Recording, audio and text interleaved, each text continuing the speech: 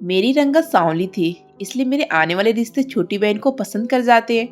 मैंने तंग आकर फेसबुक पर एक लड़के से दोस्ती कर ली। वो बहुत खूबसूरत था। वह मुझसे मोहब्बत करने लगा। मैंने अपनी तस्वीर पर फिल्टर लगाकर उसे भेज दिया। जब मेरी उससे शादी हुई और वह कमरे में आया तो उसे देखकर मेरी चीख निकल गई। आज मेरी शादी होने जा रही थी, वो भी बड़ी मिन्नतों और मुरादों के बाद। मेरी उम्र 30 साल के ऊपर की हो गई थी, लेकिन मेरे आने वाले रिश्ते मेरी गहरी सांवली रंगत को देखकर वापस चले जाते थे। लेकिन भला हो इस मोबाइल का, जिसके जरिए मेरी पसंद की शादी होने जा रही थी। मेरी बस इतनी सी गलती थी कि मैंने उस लड़के को अपनी तस्वीर फिल्टर लगाकर दिखाई थी। मेरी भाभी शादी के बाद कमरे में आई तो मुस्कुराने लगी, कहने लगी, पार्लर वाली के हाथ में तो जादू है, ऐसा रंग रूप निखार के रख दिया तुम्हारा। बस इतना कोशिश करना कि तुम्हें पसीना न आए, वरना यह चमक दमक सारी पसीने से बह जाएगी और तुम्हारी असली रंगत देखकर तुम्हारा मियाँ डर जाएगा। मैंने उनकी बात को ज्यादा सीरियस से नहीं लिया था, इसलिए विदा होकर पति संग चली गई। शादी की रात में दुल्हन बनी बैठी थी कि अचानक लाइट चली गई। मुझे अचानक भाभी की बात याद आ गई, जिसने कहा था कि किसी सूरत में पसीना न आने देना, वरना तेरा इतना महंगा मेकअप उतर जाएगा और तेरा पति तेरी काली सूरत देखकर डर जाएगा। मैं बहुत घबरा गई, क्योंकि मैंने फिल्टर लगी तस्वीरें लड़के को दिखाकर ही तो अपने जाल में फंसाया था। यूं मैं जल्दी से बाथरूम में घुस गई, ताकि लाइट आने के फौरन बाद मेकअप सही करके ही निकलूं। यूं कुछ देर के बाद लाइट आ गई और ज्यों ही मैं बाहर निकली तो पति पर नजर पड़ते ही जान निकल गई, क्योंकि वह तो यह बात कुछ उन दिनों की है जब मेरे लिए हर आने वाला रिश्ता मेरी रंगत को देखकर ही उठकर चला जाता था। मैं अपनी तीनों बहनों में गहरी सांवली रंगत रखती थी। हालांकि मेरे नक्श बहुत खूबसूरत थे।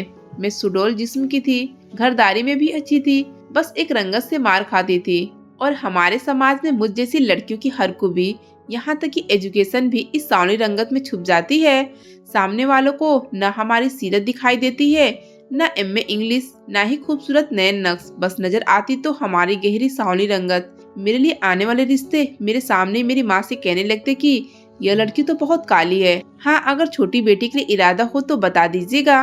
पहले पहल तो मेरी माँ ऐसे लोगों को बुरा भला कहती रही कि कैसे मुंह भरकर दूसरों के बच्चियों में ऐब निकाल कर चले जाते हैं। जरा शर्म नहीं आती कि लड़की पर क्या गुजरती होगी, या उसके माँ बाप कैसे ये सब सहते हैं और सुनते होंगे। कितना बुरा लगता है ना जब आप किसी के सामने खुद को सजाएं, उसके सामने बैठ जाए कि शायद आप उसे पसंद आ जाए और वो आपके सामने ही छोटी बहन को पसंद कर जाए, तो ऐसा एहसास होता है जैसे मैं बहुत ही गिरी पड़ी सी चीज हूँ। न जाने यह बात रिश्ता लाने वाले क्यों नहीं सोचते। मेरी छोटी बहन अभी शादी की उम्र को पहुँच गई थी, इसलिए मेरी माँ अब मेरे आने वाले रिश्ते के बारे में सोचने लगी थी, जो मेरी बहनों को पसंद कर जाते थे। एक के बाद एक मेरी दोनों बहनों की शादियाँ हो गई, मुझसे बड़े भाई की भी शादी हो गई, बस एक मैं ही रह गई थी।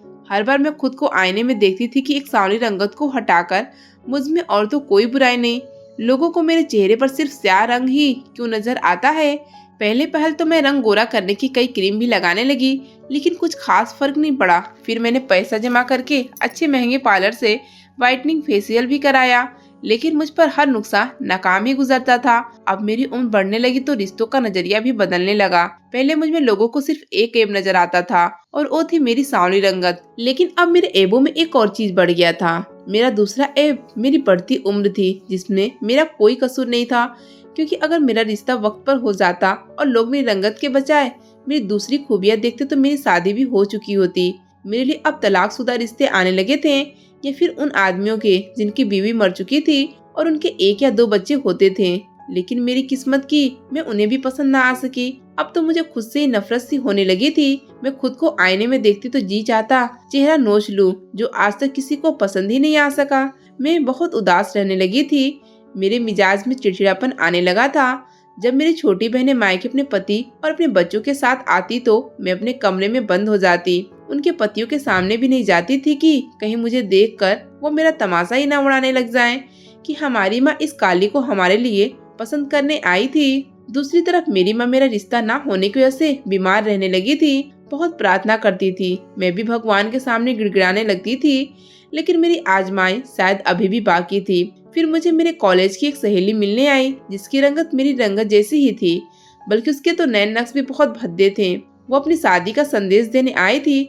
मैं बुझ कर रह गई। मेरी एक यही दोस्त बची थी जो मेरी तरह कुंवारी थी, बाकी सब तो ब्याह कर जा चुकी थी। अब बस मैं ही रह गई थी। मुझे हैरत का झटका तब लगा जब मोबाइल पर उसके होने वाले पति की तस्वीर मैंने देखी। वह अच्छा खासा खूबसूरत नौजवान था। मुझे तो अपनी दोस्त की सांवली रंगत पर भी रस सा आने लगा। इस रंग रूप पर भी क्या किस्मत चमकी थी उसकी। वह मुझसे कहने लगी कि सालनी, मेरी समीर से फेसबुक पर दोस्ती हुई थी, फिर दोस्ती मोहब्बत में बदल गई और ऐसी मोहब्बत हुई कि वह रिश्ता लेकर मेरे घर पहुंच गया। मैंने अपने दोस्त को ताज्जुब से देखा, फिर पूछा कि तुमने समीर को अपनी तस्वीर दिखाई थी। वो कहने लगी हाँ, लेकिन मुझे यह बात भी हजम नहीं हुई। मैंने सोचा कि फिर तो वाकई मोहब्बत अंधी होती है, जो उसकी तस्वीर देखकर भी वो शख्स हाँ कर बैठा। काश कि कोई ऐसा अक्ल का अंधा मुझे भी मिल जाए। वो कहने लगी कि पहली बार उसने अपनी तस्वीर फिल्टर में खींच कर भेजी थी, फिर आहिस्ता आहिस्ता जब मोहब्बत परवान चढ़ गई तो फिर मेरी रंगत से भी उसे कोई शिकायत नहीं रही। यह सुनकर मुझे भी शादी के लिए यही एक रास्ता समझ में आने लगा। अब अगर मुझसे भी किसी को मोहब्बत हो जाए और वो रिश्ता मेरे घर भेज दे तो मेरा भी घर बस जाएगा। मैंने अपने मोबाइल पर फेसबुक और बहुत से खूबसूरत और हैंडसम लड़कों की तस्वीरें देखकर जो मुझे उनमें से अच्छा लगा उसे मैसेज करने लगी। पहले पहल तो मैं उसकी तस्वीरों पर लाइक करने लगी, पर तारीफ भरे कमेंट्स करने लगी। फिर मैं फ्रेंड रिक्वेस्ट भी खुद ही भेजती, जो फौरन से एक्सपेक्ट कर ली गई।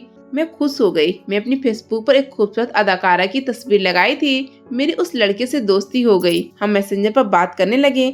यह सुनकर कि वो अभी कुंवारा है और उम्र में मुझसे 1 साल ही बड़ा है, मैं अपनी सोच में उसे अपना पति सोचकर खुश हुआ करती थी। फिर वह रहता भी मेरे शहर में था। 1 महीना हम आपस में बात करते रहे। उस लड़के का नाम अरुण था, नाम भी अच्छा था। उसी से मुझे मालूम हुआ कि यह तस्वीर उसी की है। 1 महीने बाद हम एक दूसरे से मोहब्बत का इजहार भी कर चुके थे। पहली बार अरुण ने मुझसे मेरी तस्वीर मांगी तो मैंने इनकार कर दिया कि मैं ऐसी लड़की नहीं हूँ, बहुत शरीफ लड़की हूँ। अगर मेरी तस्वीर आउट हो गई तो यह बहुत बुरी बात हो जाएगी। उस लड़के ने कहा कि मैं उसे अच्छी लगने लगी हूँ। वह मेरे बारे में सीरियस होकर सोचने लगा है, इसलिए मुझे देखना चाहता है। मुझे अपनी दोस्त की बात याद आने लगी। मैंने सोचा कि नए नक्श तो मेरे बहुत प्यारे हैं, क्या हर्ज है कि मैं फिल्टर से अपनी रंगत गोरी करके अपनी तस्वीर भेज दूं। मैंने ऐसा ही किया।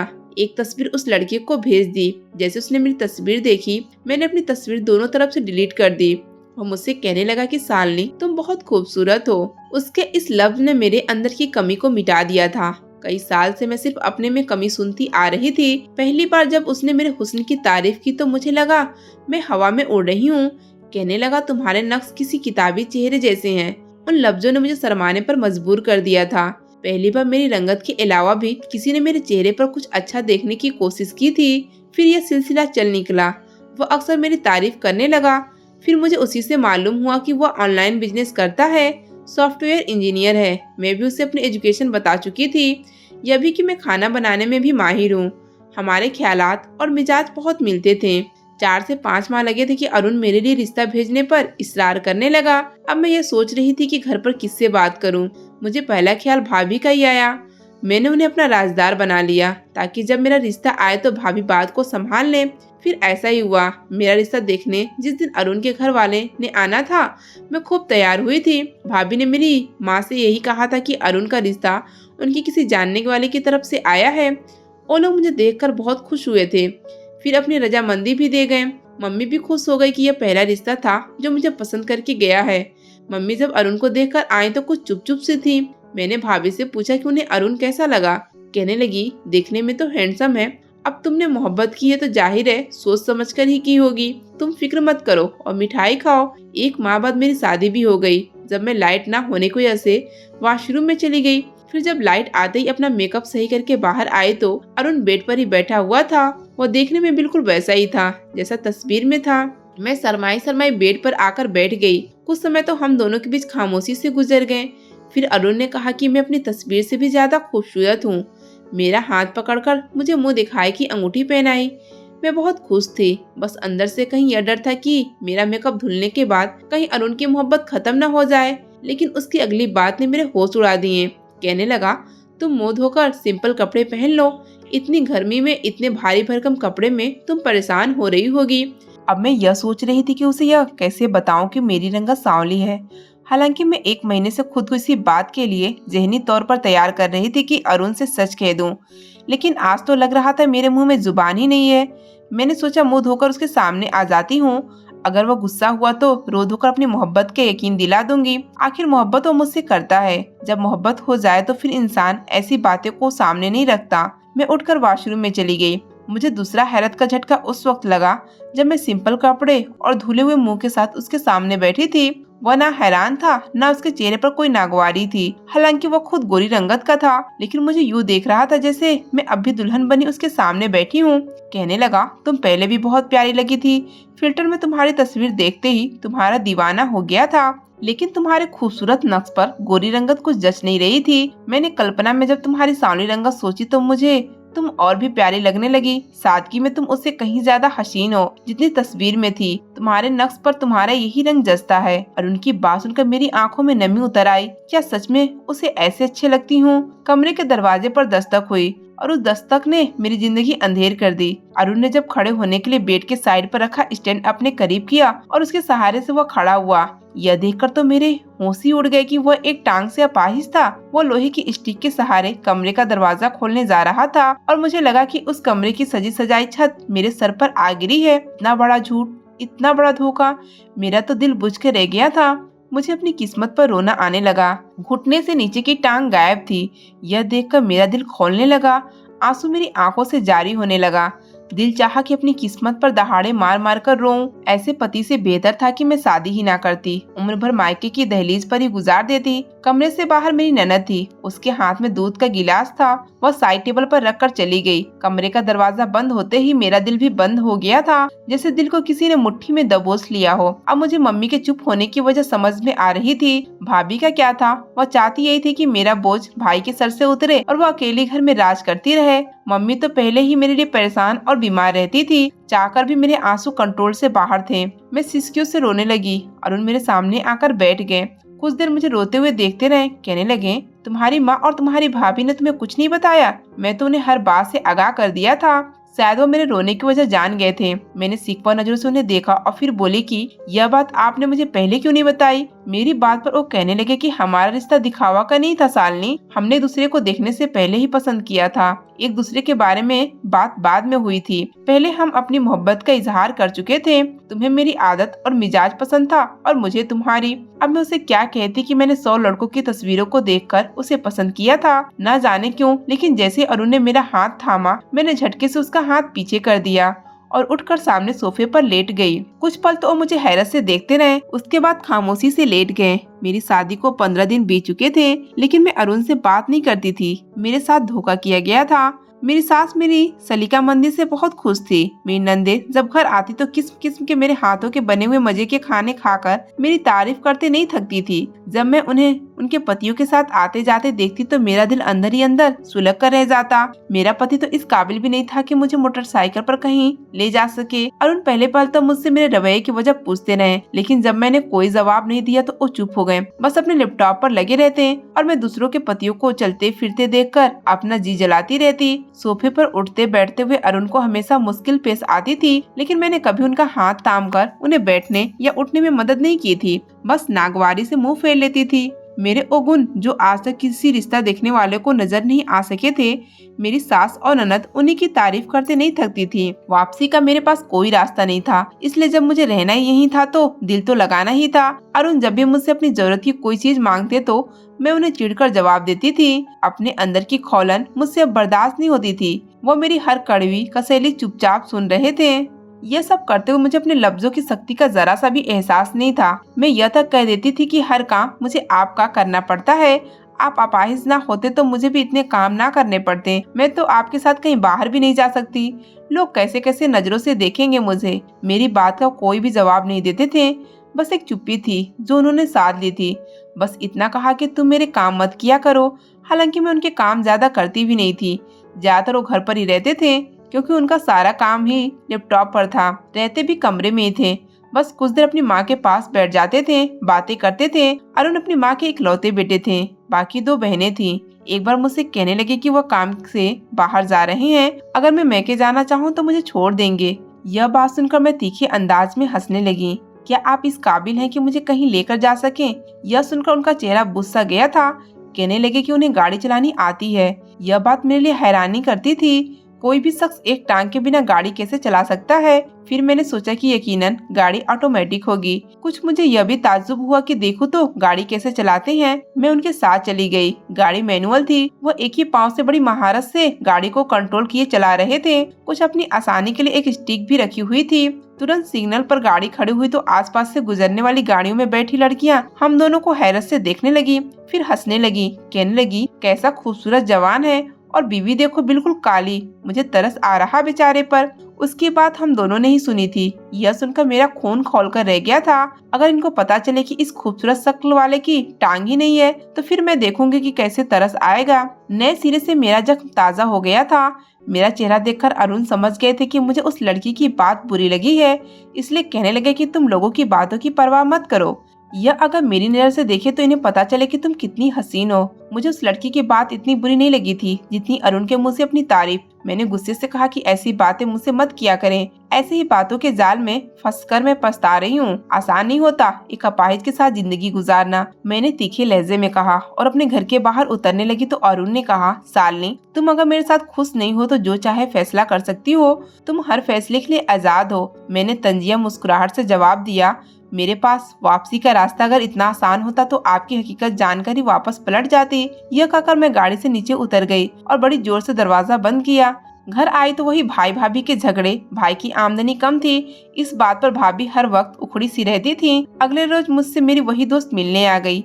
चेहरे पर उदासी छाई हुई थी। मैंने उससे वजह पूछी तो कहने लगी, मेरा पति मुझे मेरी रंगत के ताने देता रहता है। कहता है कि तुमने मुझे धोखा देकर शादी की है और अब मुझे मैके भेज दिया है कि तलाक दे दूंगा। हालांकि उसके छोटे से घर और कम तनख्वाह पर भी मैं खुशी से गुजारा कर रही थी। 2 दिन बाद मैं वापस ससुराल चली आई। भाई ही मुझे छोड़ने आए थे। दरवाजा एक नौकरानी ने खोला था।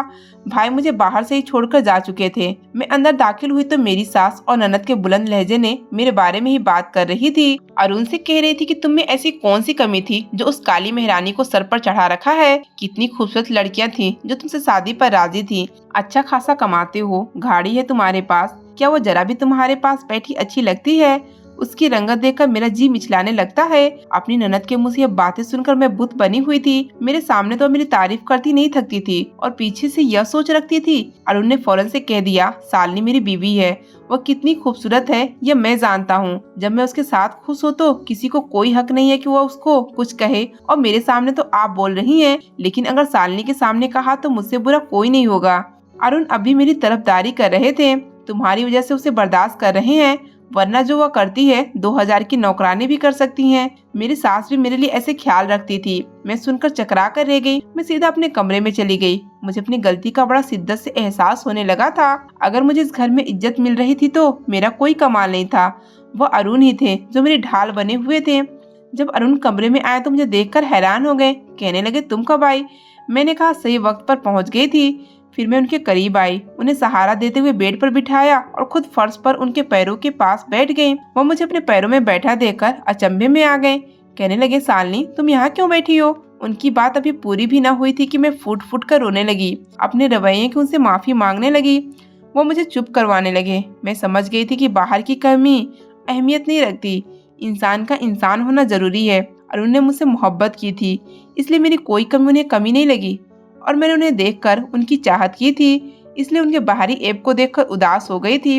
मुझे हर वक्त अपनी गलती का एहसास हो गया था। मेरे पास एक बेहतरीन पति था। मैं बहुत से हाथ पांव सलामत वाले मर्दों की कम तनख्वाह पर लड़ने वाली बीवियों से ज्यादा खुशहाल जिंदगी गुजार रही थी। अब मुझे किसी भी बात का कोई मलाल नहीं था।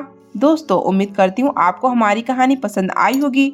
कहानी पसंद आई है तो वीडियो को लाइक करें, चैनल पर नए हैं तो चैनल को सब्सक्राइब करें और हाँ, नोटिफिकेशन को जरूर दबाएं ताकि अगली अपडेट सबसे पहले आपको मिले।